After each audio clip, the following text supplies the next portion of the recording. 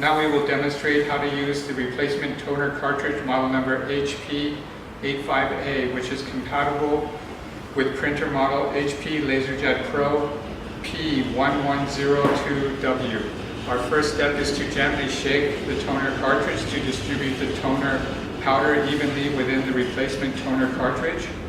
Then we will remove the orange protective clip on both sides. Now we will remove the protective plastic strip by grabbing it firmly with your forefinger and strongly pulling it. Now we will insert the toner cartridge, firmly securing it, and then close the cover.